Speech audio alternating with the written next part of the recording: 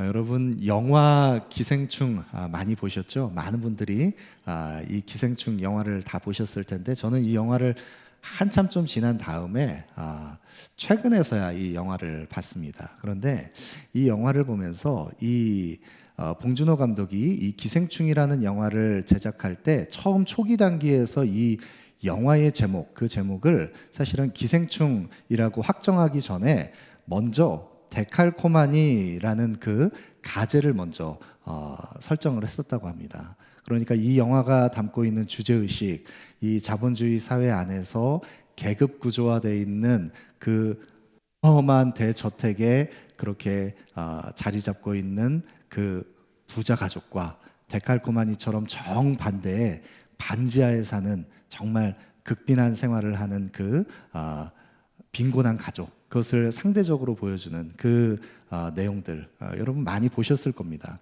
근데 저는 이 영화를 보면서 굉장히 마음속에 참 불편한 한 지점이 있었는데, 보는 내내 제 마음을 불편하게 했던 이 한 지점은 영화의 대목 가운데 가난한 사람들의 집에서 나는 참을 수 없는 냄새, 그것으로 상징됐던 그 가난의 그 형상화한 모습, 그것이 그 참을 수 없는 가난의 냄새라는 것이 어떤 것인지 저는 알기 때문에 그 체감했었던 그 가난의 냄새, 제가 전도사로 처음 신학 공부를 하고 사역을 할 때 그 신혼 초기부터 저희 가정이 함께 둘째 아이가 이제 성장할 때까지 이 창밖으로 멀리 이렇게 내다보이는 사람들의 발이 먼저 보이는 그런 반지하에서 생활하면서 참 가족들에게 미안한 시간들이었는데, 그 반지하의 그 곰팡이 냄새, 그 쾌쾌한 습기 찬 냄새, 그 영화를 보면서 내내 그런 이제 장면들을 보면서 마음에 이제 불편했던 적이 있습니다. 그런데 여러분, 우리가 살아가고 있는 이 세상은 엄연히 환자가 있으면 또 가난한 자가 있는 것, 그것이 우리의 현실에 마주할 수 있는 정확한, 우리가 직면할 수밖에 없는 현실입니다. 여러분, 오늘 야고보 사도는 오늘 이 본문을 통해서 그리스도인들이 어떻게 이 물질이라고 하는 것을 바르게 사용해야 하는지, 그 부분을 우리에게 도전하고 있습니다. 우리가 야고보서를 통해서 참다운 믿음이 무엇인가, 나뉘어지지 않은 온전한 믿음, 그 살아있는 믿음, 그 참된 믿음을 소유하고 있는 성도는 두 가지 영역에서 구체적으로 그 산 믿음을 증명하는 그 지표가 나타나는데, 그 두 가지는 먼저는 언어를 통해서 그 산 믿음이 증명이 되고요. 또 한 가지는 돈, 물질이라고 하는 구체적인 우리의 삶의 가장 중요한 사용해야 할 가치들, 그것을 어떻게 사용하느냐에 따라서 그 믿음이 증명된다. 그것을 야고보 사도는 우리에게 도전하고 있습니다. 여러분, 우리가 언어를 사용할 때 우리는 말씀의 준행자가 되어야 하는데, 우리가 입법자가 되고 재판관이 되어서 교만한 우리의 그 기준을 가지고 말로, 언어로 누군가를 판단하면서 정죄합니다. 말의 실수가 많습니다. 또 우리는 우리의 인생의 참된 주인 되시는 하나님 앞에서 마치 우리의 인생에 내가 주인인 것처럼 우리가 가지고 있는 물질과 시간, 그것을 내가 계획한 대로 내가 원하는 만큼 사용하려고 허탄한 자랑을 일삼으면서 우리 인생을 낭비할 때가 많습니다. 우리가 이와 같은 내용들을 앞서서 살펴봤습니다. 오늘 야고보 사도는 우리에게 더 구체적으로 우리가 현실 속에서 마주하는 이 물질의 문제를 어떻게 다루는가, 그것을 우리에게 거듭 도전하고 있습니다. 1절 말씀 보시죠. 들으라 부한 자들아, 너희에게 임할 고생으로 말미암아 울고 통곡하라. 들으라 부한 자들아, 야고보 사도가 우리에게 경고하고 있습니다. 너희에게 임할 그 말세에 마지막에 너희에게 도래하게 될 그 심판날을 바라보면서 너희가 울고 통곡할 때가 이를 것인데 너희는 들어야 한다. 들으라. 여러분, 이 들어야 될 대상이 누구입니까? 바로 부한 자들입니다.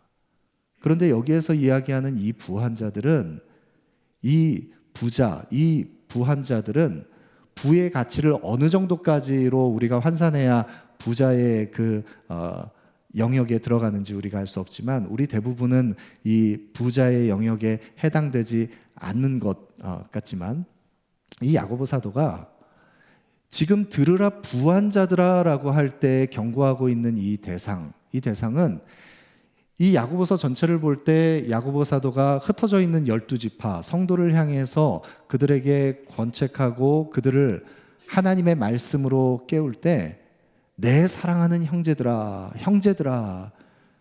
그리스도의 몸된 교회를 향해서 가족을 지칭하는 그런 표현으로 야고보 사도가 교회를 불렀던 것을 생각하면 이것은 굉장히 거리감이 느껴지는 그런 표현이라는 것을 알 수 있습니다. 그러니까 여기에서 들으라 부한 자들아 라고 할 때 이 부자에 해당되는 사람들은 하나님 없는, 정함이 없는 재물을 끊임없이 계속해서 추구하는 하나님 없는 인생들 가운데 세상의 가치를 쫓고 세상의 것을 추구하는 그 세상의 부한 자들, 그들을 향해서 지금 야고보 사도가 경고하고 있는 것임을 알 수가 있습니다.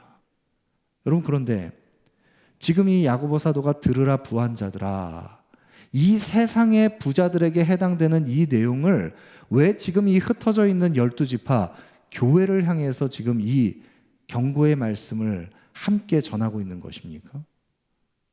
왜냐하면 교회 안에도 그리스도의 몸 안에 속해 있는 성도들 가운데 우리의 인생의 참된 주인 되시는 그리스도를 바라보면서 나뉘어지지 않은 마음으로 을 사랑해야 하는 우리들 가운데 세상의 그 부요함을 바라보면서 세상에 그 쌓아놓은 세상의 그 화려한 가치들을 바라보면서 하나님 아닌 다른 헛된 것에 우리의 마음을 빼앗기고 있는, 부하려고 하는 정욕에 사로잡혀 있는 두 마음을 가진 성도들이 있기 때문입니다.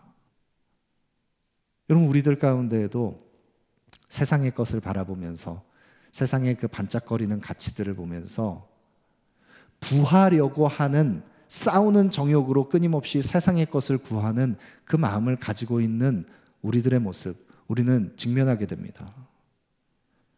여러분, 이 오늘 본문의 말씀이 1차적으로는 세상에 속해 있는 부한 자들에게 해당되는 것이지만, 그런 세상을 바라보면서 우리의 그 정욕에 사로잡혀서 부하려고 하는 두 마음을 가진 우리들에게도 이 말씀이 동일하게 경고의 말씀으로 우리가 직면해야 하는 말씀이라는 것입니다.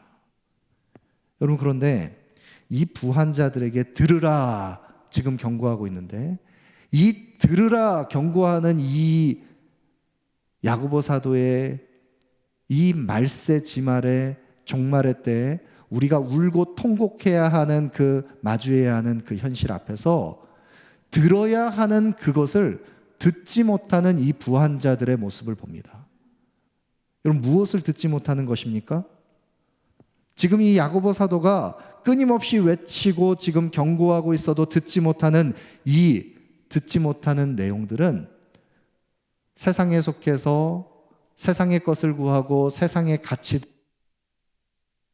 그 세상의 부한 자들이 그 쌓아놓은 물질들이 계속해서 소리치고 외치고 있는 그 돈이, 물질이 우리에게 계속해서 도전하고 있는 그 외침을 듣지 못한다는 것입니다. 여러분, 이것은 무엇을 이야기하는 것입니까? 돈이, 물질이 우리에게 소리를 치고 외치고 있다. 무엇을 이야기하는 것입니까?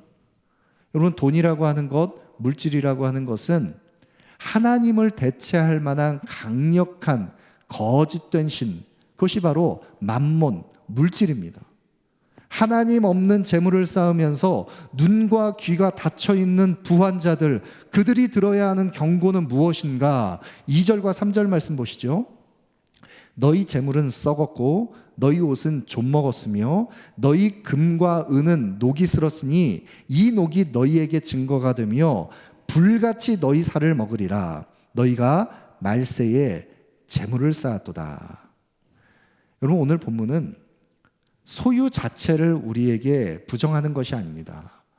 우리가 세상을 살아가면서 꼭 필요한 물질, 재정, 그것 자체를 우리가 잘 관리하고 보관하고 청지기적인 사명을 가지고 재물을 관리하는 것, 그것 자체를 부정하는 것이 아닙니다.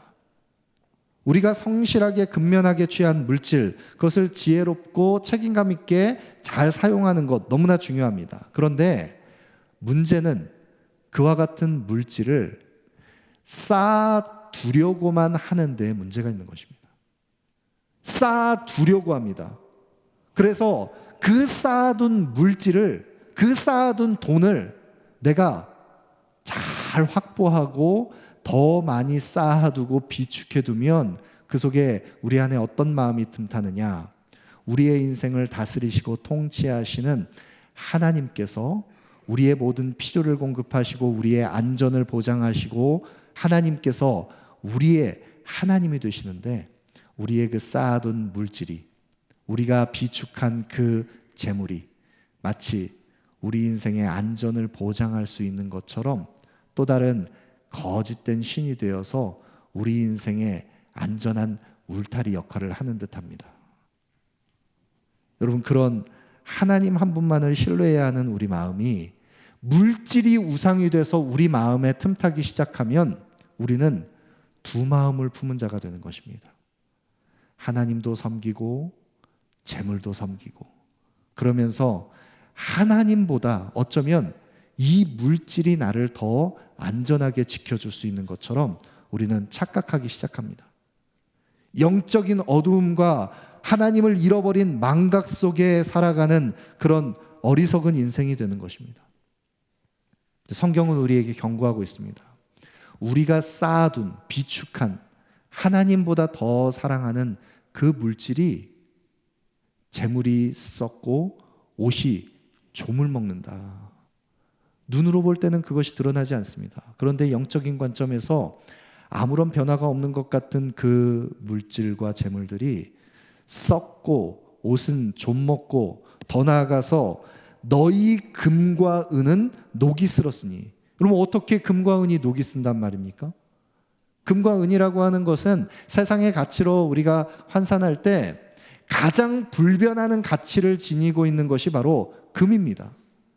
변함없는 가치를 가지고 있기 때문에 재산으로 우리가 그것을 환산했을 때 가장 안전하게 우리의 재물을 보증할 수 있는 것이 바로 금과 은입니다. 그런데 그런 금과 은이 녹이 쓴다는 것, 이것은 무엇을 의미하는 것입니까? 여러분, 여기에서 녹이라고 하는, 금과 은이 녹이 쓸었다라고 할 때 이 녹에 해당하는 단어가 또 다른 의미를 가지고 있습니다. 어떤 의미를 가지고 있냐면 이 녹이라고 하는 단어는 독이라고 하는 의미를 가지고 있습니다. 그러니까 우리가 나를 안전하게 지켜줄 것처럼 여겼던 금과 은이 녹이 쓰는 것처럼 변하기 시작하는데 그것이 어떻게 바뀌느냐? 우리에게 독이 된다는 것입니다. 그런데 그 독이 되는 금과 은이, 독으로 바뀐 그 재물이 이후에 불처럼 변해서 우리의 인생을 삼켜버리는 그런 말세, 우리의 인생을 하나님 앞에 최종 심판대 앞에 세울 때 이 금과 은이 독이 되어서 불처럼 변해서 우리를 고소할 때에 하나님의 심판대 앞에서 증거물로 제출된다는 것입니다. 쌓아둔 재물이 그렇다는 것입니다. 그것이 소리치고 있다는 것입니다. 그럼 얼마나 두려운 일입니까? 우리가 아무런 생각 없이 세상의 가치를 구하면서 쌓아둔 그 재물이 마지막 심판날에 우리를 고발하고 하나님 앞에 우리의 불의를 드러내게 하는 증거물이 되고 소리치는 증인이 된다는 것, 얼마나 두려운 일입니까?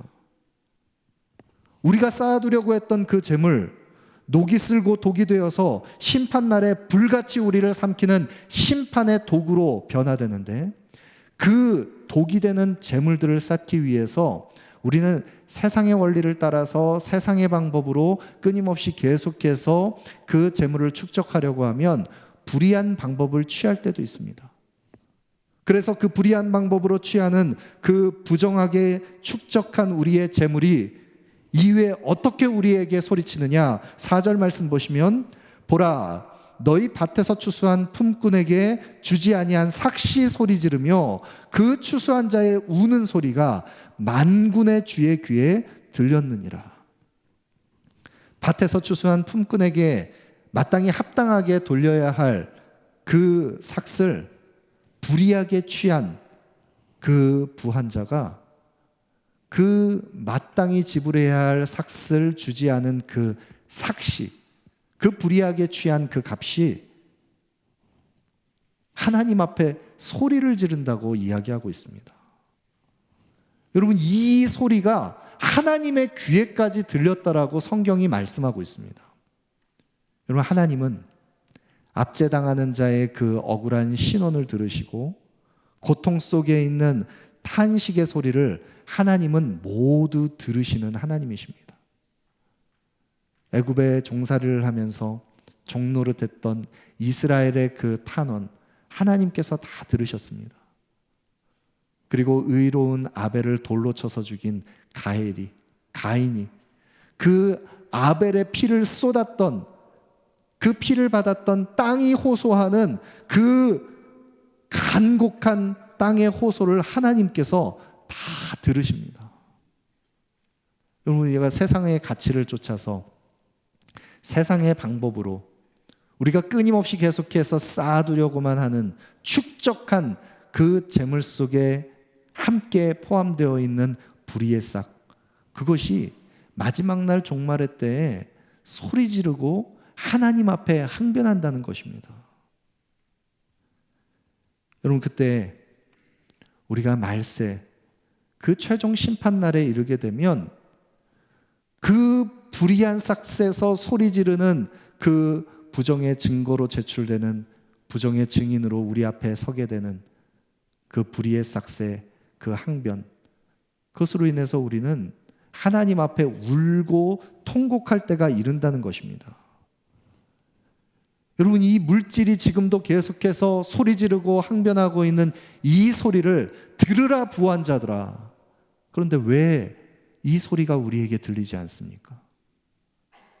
왜 이 지금 세상의 아우성이, 왜 지금 이토록 항변하고 있는 세상의 불의의 그 삭새 소리가 왜 우리에게 들리지 않습니까?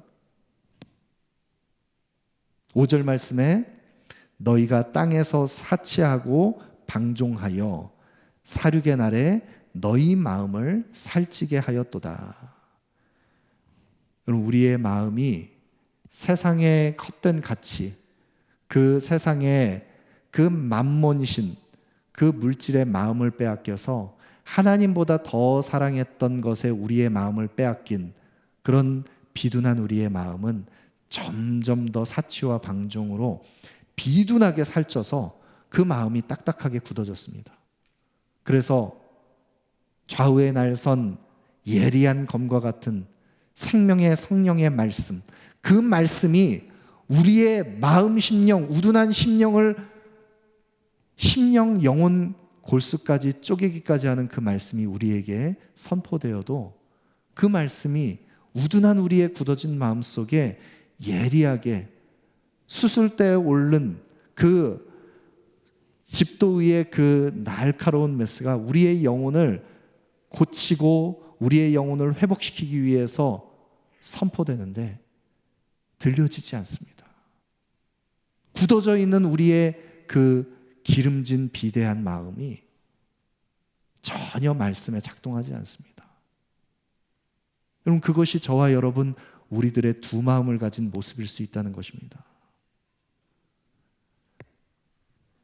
여러분, 그러면 이 말세지 말에 깨어있는 성도, 들으라 부한 자들아, 우리의 마음이 높아져서 부한 마음을 가지고 하나님 앞에 교만한 마음으로 우리의 그 굳어진 마음으로 행하지 않고 성경적인 청지기의식을 가지고 바른 물질관, 우리의 산 믿음을 증명할 수 있는 구체적인 그런 우리의 물질의식, 어떻게 우리가 이 물질을 관리하고 사용해야 하는가, 어떤 의식을 가져야 하겠습니까?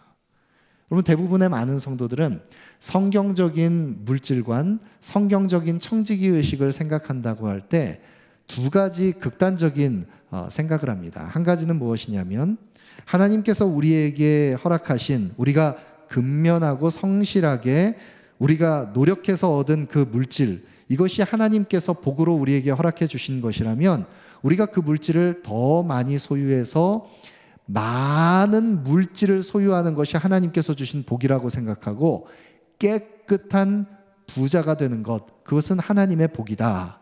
이른바 청부론, 깨끗한 부자가 되는 것, 이것이 하나님의 복이다라고 생각하고 그런 것을 추구하는 그런 물질에 대한 의식이 있습니다. 또 다른 극단, 반대편에서는 그렇지 않다. 물질이라고 하는 것은 악한 것이고 성도는 가난한 성자가 되는 것이 오히려 하나님 앞에 합당한 것이다. 그래서 청빈론을 주장하는 사람들이 있습니다. 여러분은 어떠십니까? 어떤 견해를 가지고 계십니까? 청부론입니까? 청빈론입니까? 이왕이면 청부론이 더 좋습니까? 어떤 것입니까? 그런데 이 두 가지 상반된 태도, 물질에 대해서 가지고 있는 상반된 태도, 물질을 많이 소유하는 것이 복이라고 생각하는 태도, 또 돈과 물질, 이것은 악한 것이라고 생각하는 태도, 둘 다 성경적인 가치를 균형 있게 담아내고 있는 주장은 아닙니다. 여러분, 그러면 어떤 오류가 여기에 있는 것입니까? 청부론을 주장하는 사람들, 물질이 하나님의 축복이다라고 생각하는 그런 사람들에게서 돈을 생각할 때, 물질을 생각할 때 많은 사람들은 돈이라고 하는 것은 가치 중립적인 것이다.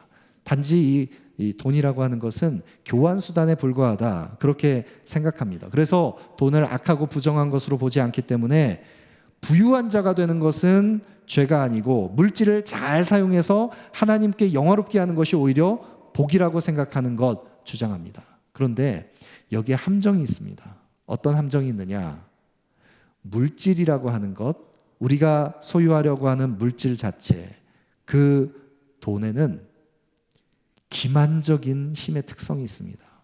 얼마나 강력한 기만적인 힘의 특성이 있는지 예수님께서는 이 물질, 돈을 만몬 신으로 묘사를 했습니다. 마치 인격을 가진, 신격화할 만큼 강력한 힘을 가지고 있는 그 힘이 부여된 것, 그것이 바로 돈, 물질입니다. 그래서 돈이라고 하는 것은 중립적인 교환수단이 되기보다는 마치 그 속에서 생명을 가진, 힘을 가진 존재같이 그 돈을 소유하게 되면 그 돈이 갖고 있는 힘 때문에 권세를 부리려고 합니다. 그리고 그 물질에 의존해서 하나님보다 더 높아진 마음을 갖기가 쉬운 것이 이 물질이 가지고 있는 위험성입니다. 여러분, 그래서 돈은 단지 그냥 돈이 아닙니다. 여러분, 이 돈, 물질 때문에 돈에 미쳐서 정말 하나님을 그 마음에 두기를 싫어하고 떠난 사람들이 얼마나 많은지 모릅니다. 그러면 청빈론은 어떠합니까? 우리가 가난한 성자가 되는 것, 이것이 성경적인 바른 가치입니까? 여러분, 돈과 물질 자체를 악하게 보고 터부시하는 그런 생각, 그것이 어느 순간에 우리의 게으름과 태만함, 우리의 무책임함으로 비롯된 안일한 삶의 태도, 그것으로 인해서 얻어진 가난이라고 하는 것을 마치 미덕인 것처럼 포장하면 그것 또한 성경적인 가치가 아닙니다. 성경은 우리에게 조용히 자기의 일을 하고 너희 손으로 일하기를 힘써서 외인에 대하여, 세상 사람들에 대해서 너희가 단정히 행하고 궁핍함이 없도록 하라, 우리에게 근면하고 성실하게 물질을 관리해야 할 것을 성경은 우리에게 가르칩니다. 성실하게 우리가 일해서 재물을 얻는 것, 물질을 얻는 것, 그것은 합당한 것입니다. 성경이 우리에게 가르치는 것입니다. 여러분, 그러면 우리는 어떤 바른 성경적인 이 물질관, 청지기 의식을 소유해야겠습니까? 만약 우리가 세상 사람들처럼 하나님 없는, 정함이 없는 물질을 구하면서 그렇게 마지막 종말의 때 말세 우리의 마음을 비둔하게 살찌우게 하는 그런 사치와 방종으로 세상의 것을 구하면서 하나님보다 재물을 더 사랑해서 두 마음으로 나뉘어지는 그런 인생을 살아간다면 우리가 쌓아둔 그 재물이 어느 순간에 녹이 쓸 것입니다. 그리고 그것은 독이 될 것입니다. 그리고 그것은 마지막 날에 우리를 고발하는 증거물로 제출될 것입니다. 그리고 우리를 참소하는 증인으로 서게 될 것입니다. 여러분, 그러면 우리가 어떻게 물질을 관리해야 하는가? 세상은 끊임없이 자신의 소유를 더 늘려가게 하기 위해서 그 물질, 많은 물질을 비축하기 위해서 불의한 방법을 동원해서라도 그 물질을 쌓으려고 합니다. 그 물질을 비축하려고 하는 그 세상의 가치, 그 속에 우리가 함께 함몰되어 있으면 세상의 방식을 따라서 일할 때 우리는 세상의 이 죄악된 구조 속에서 그 불의한 방식으로 취하는 그 재물로 인해서 때로는 우리의 불의를 포장하기 위해서 의로운 희생을 우리도 의도하지 않게 그런 의로운 희생을 낳는 경우들이 있습니다. 불합리한 이 악한 세상의 구조 속에서 우리가 행하게 되는 모습입니다.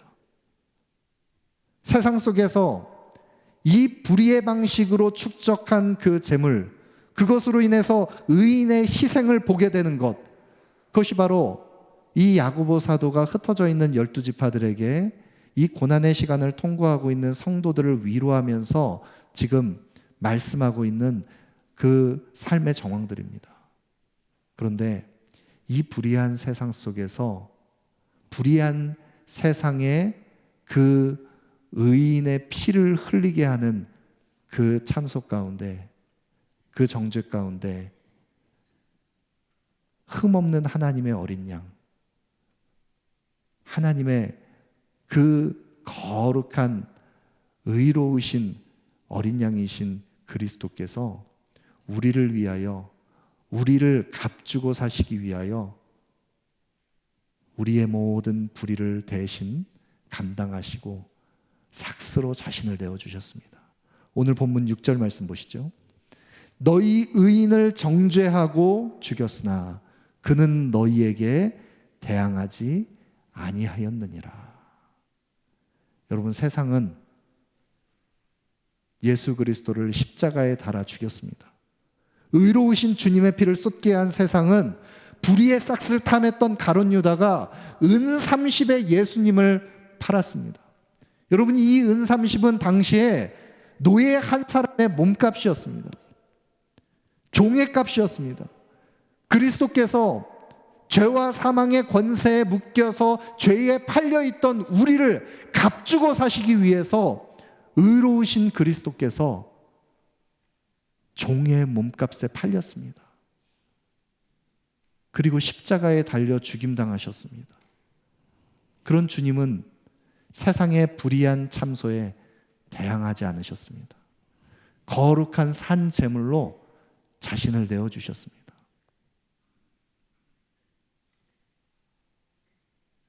우리를 찾으시기 위해서 자신의 전부를 내어주셨습니다. 생명을 내어주셨습니다. 하나님이 세상을 이처럼 사랑하사 우리를 사랑하셔서 우리를 사랑하신 하나님께서 자신의 전부이신 독생자 아들 그리스도를 십자가에 달려 내어주셨습니다. 그리고 우리의 전부를 주님 찾으셨습니다. 그럼 주님 우리를 전부로 찾으시기 위해서 자신의 생명 전부를 내어주셨는데 그 주님을 나의 주님으로 고백하는 우리가, 나의 하나님으로 고백하는 우리는 주님을 정말 참되게 우리의 믿음으로 주님이 나의 전부이십니다, 그 고백을 우리가 온전히 드리고 있는지 다시 한번 점검해 보기를 원합니다. 여러분, 눈에 보이는 물질은 지극히 작은 한 부분입니다. 그리스도를 전부로 고백하는 우리의 그 나뉘어지지 않는 온전한 믿음이 있다면 우리의 전부 되신 주님을, 우리가 그 주님을 고백하며 물질뿐만 아니라 우리의 시간과 우리의 젊음과 우리의 손과 발과 우리의 모든 생애를 다 주님 앞에 온전히 드릴 수 있어야 합니다. 여러분, 이것이 바로 그리스도인의 청지기적인 물질관, 청지기 의식입니다. 하나님보다 더 갈망하고 세상을 향해서 우리의 마음이 기울어져서 세상을 향해 두 마음으로 나뉘어져 있었던 우리들, 그런 우리를 주님께서 값주고 사신 하나님의 언약 백성으로 찾으시기 위해서 아벨이 흘린 피보다 더욱 완전한 의로우신 그리스도께서 십자가의 제사로 거룩한 산제물이 되셔서 종의 값으로 자신을 내어주셨습니다. 여러분, 그 주님을 나의 주님으로 고백하는 우리 모두에게 성경은 우리에게 도전합니다. 마태복음 6장 33절 34절에 그런즉 너희는 먼저 그의 나라와 그의 의를 구하라. 그리하면 이 모든 것을 너희에게 더하시리라. 그러므로 내일 일을 위하여 염려하지 말라. 내일 일은 내일이 염려할 것이요 한날의 괴로움은 그날로 족하니라. 여러분, 이 그리스도인의 합당한 바른 우선순위, 우리의 마음 중심을 하나님 앞에 온전히 드리는 이 나뉘어지지 않는 살아있는 믿음의 고백, 우리 모두가 온전히 드릴 수 있기를 소망합니다. 이 믿음의 고백을 드린 모든 하나님의 사람들은 시편 73편에 하늘에서는 주 외에 누가 내게 있으리요 땅에서는 주밖에 내가 사모할 자 없나이다. 내 육체와 마음은 쇠약하나 하나님은 내 마음의 반석이시요 영원한 분길이시라. 여호와 하나님 한 분만을 구하면서 여호와 하나님이 나의 분깃, 나의 영원한 기업, 나의 모든 것이라고 고백했던 믿음으로 하나님 앞에 섰습니다. 우리의 모든 중심의 고백이 여호와 하나님 그리스도만이 나의 분깃, 나의 기업이라고 고백하며 우리의 복이 바로 그리스도가 나의 복임을 고백하는 산 믿음의 고백, 우리 모두가 드릴 수 있기를 소망합니다.